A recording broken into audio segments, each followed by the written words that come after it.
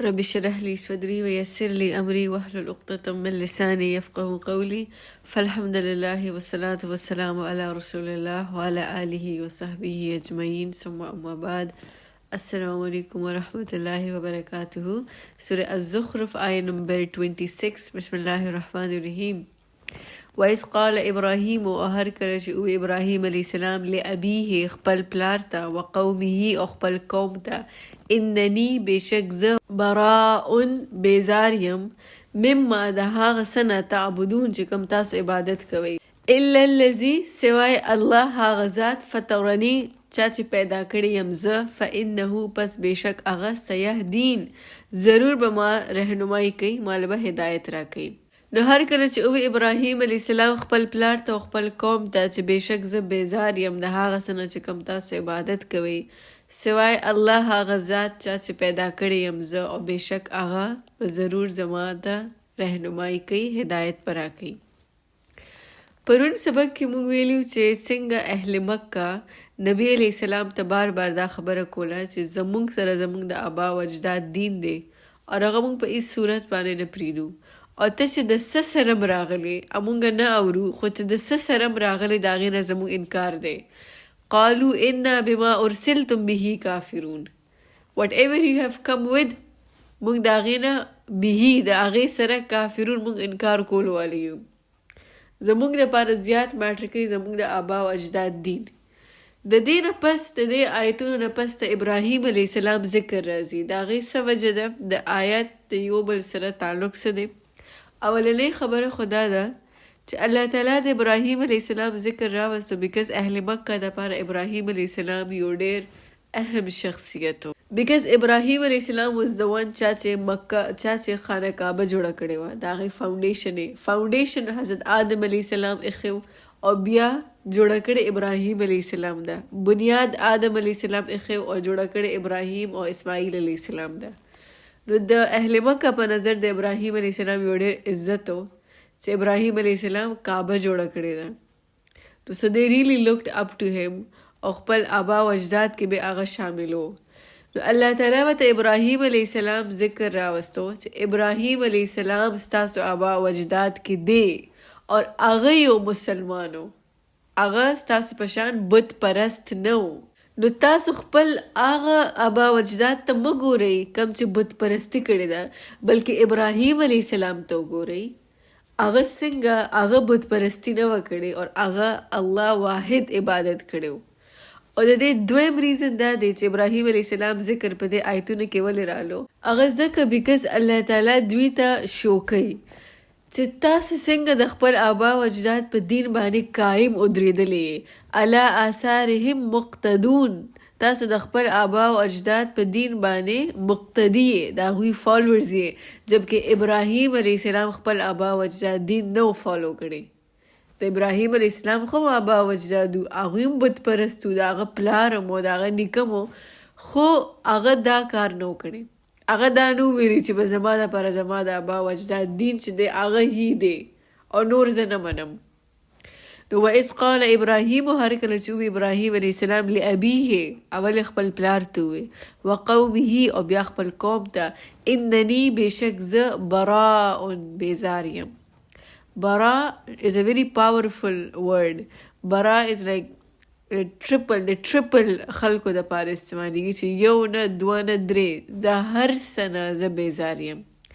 مما د هغه بوتانو نه تعبدون چې کوم تاسو عبادت کوئ. برا بیزاره کېدل. بیزاره مطلب دا دی چې زما دې سره خواته کېدل هم ما باندې بد لګي او د دې نه په څه قسم چھټکاره حاصلولو زه کوشش کوم دې ته وایي بیزاره. د ابراهیم علیه السلام د دې بت پرست خلکو نه یو سایکولوجیکل سپریشن و. ظاهري طور باندې ابراهیم علیه السلام سوچ ته دوی سره بالکل نه میچ کېدو. هغه یو سایکولوجیکل یو جینیس کس و او د دې خلکو د منټالیټي سره هغه نه میچ کېدو.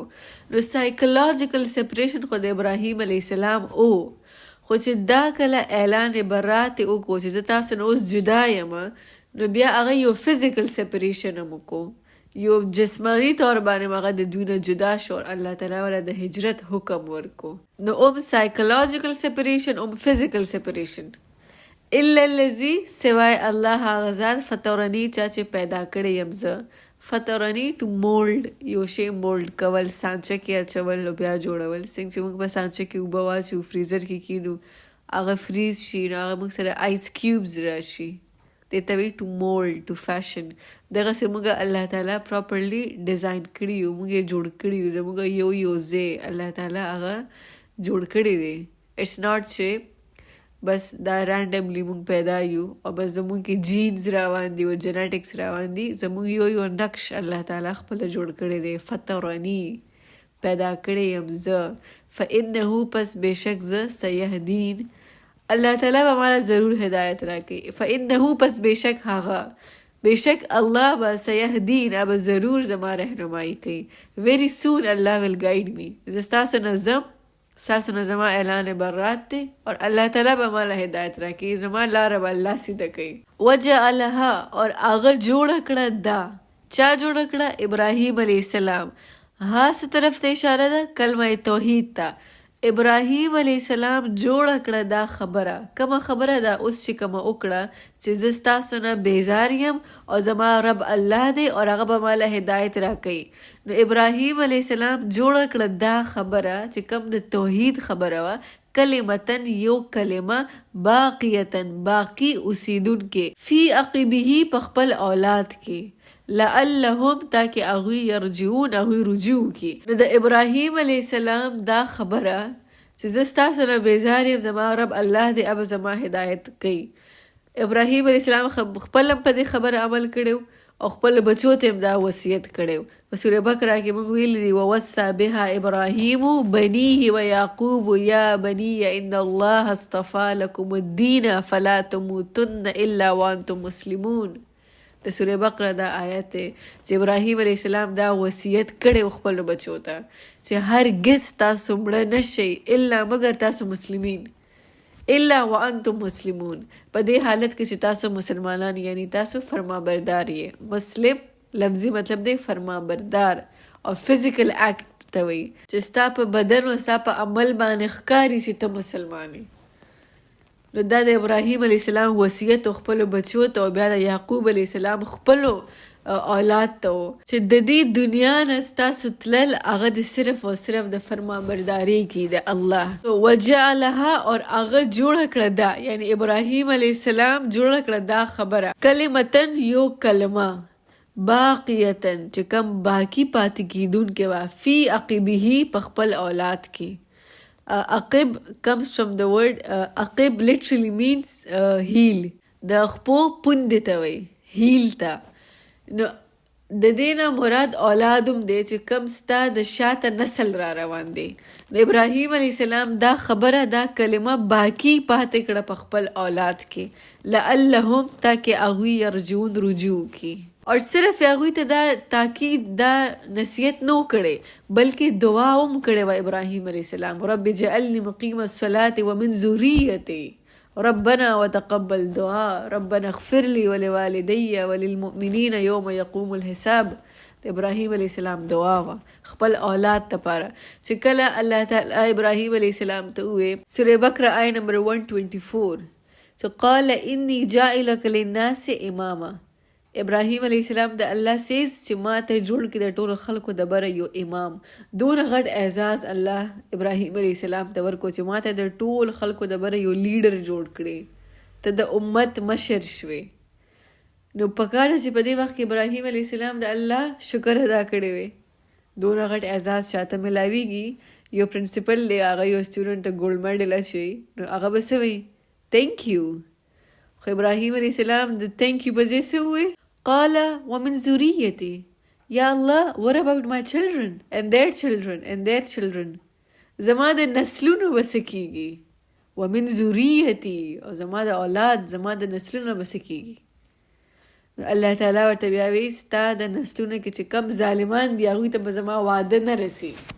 in other words چې کم ستا پیروکار دي هغوی ته به زما واده رسي. نو ابراهیم علیه السلام په هر موقع خپل ذریه خپل اولاد یاد کړي. نو تاکید هم کړی دی هغوی ته د وحدانیت اور دعا هم کړې ده د هغوی دپاره. لعلهم یرجعون تاکي اغوی رجوع کی بلکې متعتو. اوس خبره واپس رااله اهل مکه ته. اهل مکه چې کم بار بار انکار کوي او په خپل آبا و اجداد په دین باندې جم کې ولاړ دي او یو فخر یو غرور سره چې موږ دا دین نه پریږدو، الله تعالی اوس موږ ته یو ریزن راکوي چې دوی ولې داسې دي. دوی ځکه داسې دي بیکاز د دوی له ما متعتو، ما ډېرې فایدې ورکړي دي، ډېر لګژري ما دوی له ورکړې ده او دوی هغه لګژري نشي پرېښودی. بلکې متعتو، مونږ فایده ورکړې ده. هؤلاء دوی ته نږدې اشاره ده، یعنی اهل مکه ته. و آباءهم او د دوی باب دادا ته متعتو، مونږ ډېرې فایدې ورکړي. دوی په دنیا په لګژریز کې ډوب دي. حتی تر دې پورې جاءهم الحق، چې رالو دوی ته حق، ورسول او رسول مبین کله یو واضح حق دلته مراد څه دی؟ قرآن. دوی ته حق رالو، رسول رالو، مبین او ډېر صفا، هیڅ شک شبه په هغې کې نه و. ولما او هر کله جاءهم الحق، چې رالو دوی ته حق یعنی قرآن، قالو نو دوی وی هذا دا خو سحر جادو دی، قرآن ته جادو وی. و ان او بېشک مونږه به د دې قرآن نه کافرون انکار کوو. وقالو اور اغوی اووی لولا نزل ولنا نازل کوي هذا القرآن دا قرآن علی رجل په یو داسې رجل، په یو داسې سړي باندې، من القریتین چې کم د 2 شهرونو نه دی، عظیم چې کم ډیر عظیم شهر دی. 2 عظیم شهر کم ځای ته اشاره ده؟ طائف او مکه. مکه ته عظیم شهر ځکه ویل کېږي بیکاز هغې کې حرم دی بیت الله، او طائف ته به هغوی عظیم شهر ځکه وي بیکاز هغه د دوی ویکیشن سپاټ و. هغه داسې ځای و لکه دوی به په هغې کې ایکسټرا پراپرټي اخیسته. که اوسېدل به په مکه کې نو ایکسټرا پراپرټي به دوی په طائف کې اخیسته بیکاز طائف یو ویلی وه، ښایسته و، ګرینري وه پکې، نیچرل بیوټي وه پکې. نو که اوسېدل دوی په یو شهر کې، خو طائف کې به دوی پراپرټي اخیسته، دا د دوی هغه ویکیشن سپاټ و. نو که الله تعالی یو رسول را لېږو نو د مکه نه، د مکه د ایلیټ خلکو نه، د لیډرز نه، یا به د هغې نه یو کس چوز کړی وي او یا به د طائف نه چوز کړی وي. نو په دې یتیم الله تعالی ولې دا وحي راوسته؟ دا د دوی ابجیکشن و په نبي علیه السلام باندې صلی الله علیه وسلم، چې دا په ده باندې وحي ولې راله صلی الله علیه وسلم. مکه کې په یو ایلیټ لیډر به راغلی وه، په طائف کې یو مالدار لیډر باندې به راغلی وه. وای هم الله تعالی ول جواب ورکوي، اهم یقسمون رحمت ربک، اهم کیا تاسو، یقسمون تقسیموي، رحمت ربک رحمت خپل رب. آیا اوس په تاسو د خپل رب رحمتونه تقسیموي؟ دلته رحمت نه مراد څه دي؟ قرآن. نو قرآن ته په قرآن کې کم لفظ وي؟ رحمت. یعنی ستا په زندګۍ کې چې قرآن دی، ستا په زندګۍ کې د الله ډېر لوی رحم دی. بیکاز قرآن ته په قرآن کې کم لفظ وویلی شو؟ رحمت. رحمت ربک، دا رحمت دی ستا د رب، دا الله یو کرم دی، یو فضل دی ستا په زندګۍ کې. نو آیا تاسو به اوس د الله رحمتونه تقسیموئ؟ نحنو او مونږه قسمنا تقسیم کړي دي بینهم ستاسو په درمیان، معیشتهم ستاسو روزي. معیشه مینس د دنیا سامان، فی الحیات دنیا د دنیا په زندگی کې. ورفعنا بعضهم فوق بعض، ورفعنا او مونږ بلند کو بعضهم ستاسو بعض فوق بعض په بعض باندې، مونږ بلند کو ستاسو بعض په بعض باندې، درجاتن په درجو کې. دا صرف د دنیا درجې دي. یو کس مالک شو نو بل نوکر شو، دا د دنیا درجې دي، دا د دنیا سټیټس دی، دا د دنیا اونچ نیچ دی، په دې کې هیڅ سم نشته. او دا صرف او صرف د دې د وجې دی تاکې تاسو د یو بل په کار راشئ. لیتخذ تاکې هغه جوړ کړي بعضهم ستاسو بعض بعضن په بعض باندې سخریه خدمتګار. سخریه مطلب دی جبرن تابعدار. سخریه also means labor، چې کوم دا مزدوری کوي ایته سخریه ویلې کېږي. نو دا د دنیا ضرورتونه پوره کولو دپاره الله تعالی یو د بل نه بره کو او یو یې لږ ښکته کو، صرف په دنیا په لحاظ سره. یو فقیر به وي اور هغه به د الله په نظر کې یو ډېر لوی ولی ابه ولی الله خو په دنیا کې به هغه یو فقیري بل به یو ډېر زیات مالدار کسي خو د الله په نظر کې به هغه نتنګي. He will be nothing in the eyes of Allah. بٹ د دنیا په نظر کې به هغه واه واه کم مال دی کم حال دی او کم دولت دی. بٹ د الله دپاره د هغه هیڅ نه ماټر کوي. He is absolutely nothing in the eyes of Allah. دا د دنیا سټیټسز دي. که ټول برابر وي نو څوک به د چا په کار نه راتلی. که ټول ملینیرز او بلینیرز وي او ټول کربپتی او اربپتی وي نو بیا به ټیکسي چا چلوله بیا به په دکان کې څوک ناستو او د هر ایون که یو بلینیر هغه هم ځي او ځان له ګروسري کوي هغه هم ځي او ځان له شیزونه اخلي په مارکیټ کې نو مارکیټ کې به څوک ناستو سودا به چا راوړه. نو دا ټول د الله تعالی تقسیم دی تاکې باز د باز پکار راشي. ورحمت ربک او ستا د رب رحمت خیرون هغه ډیر بهتر دی. رحمت نه مراد څه دی؟ قرآن. او ستا د رب قرآن ستا د رب رحمت خیرون هغه ډیر بهتر دی مما د هغه څه نه یجمعون چې کم تاسو جمع کوئ کم تاسو مال او دولت جمع کوئ ویلت جمع کوئ د هغې نه غټ ټریژر د هغې نه غټ ویلت د الله په نظر کې هغه قرآن دی. خیرون هغه ډیر بهتر دی مما د هغه څه نه یجمعون چې کم تاسو جمع کوئ.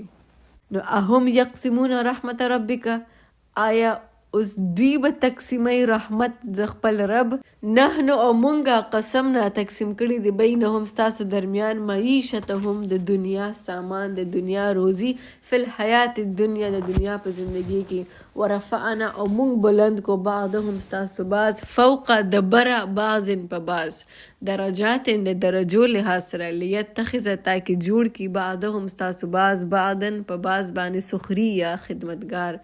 ورحمت ربک او ستا د رب رحمت یعنی قرآن خیرون هغه ډیر بهتر دی مما د هغه څه نه یجمعون چې کم تاسو جمع کوئ. که مالدار دی که غریب دی که په قرضونو کې گیر دی څه مسله ده فاینانشل مسله ده هیلث کرایسس دی هر څه په دې دنیا کې یو ازمایش دی. at the end of the day چاله چې الله تعالی ډیر مال او حال ورکو د هغه ازمایش روان دی. چاله چې الله ور نکو د هغه ازمایش روان دی. څوک چې په قرض کې مبتلا شو د هغه ازمایش روان دی. اور د دې هر څه نه بهتر هغه قرآن دی. د پیپل اف قرآن قرآن والے چې کم خلک دي هغه د ټولو نه د بره دي په درجو کې. May Allah makes us from those who are the people of Quran. الله تعالی دې مونږ هغه خلک جوړ کړي چې کم قرآن والے اور الله تعالی دې مونږ له په قرآن باندې د عمل کولو توفیق راکړي. اور الله دې مونږ هغه خلک جوړ کړي چې څوک مونږ ته ګوري هغوی ته قرآن یادیږي د قرآن آیت یادیږي. دا قرآن دې الله تعالی زمونږ د زړونو یو نور کړي یو بهار کړي او د هر رنج او غم نه د نجات حاصلولو یو ذریعه کړي. آمین یا رب العالمین. بارک الله لی ولکم فی القرآن الحکیم ونفعنی وإیاکم بالآیات والذکر الحکیم. السلام علیکم ورحمۃ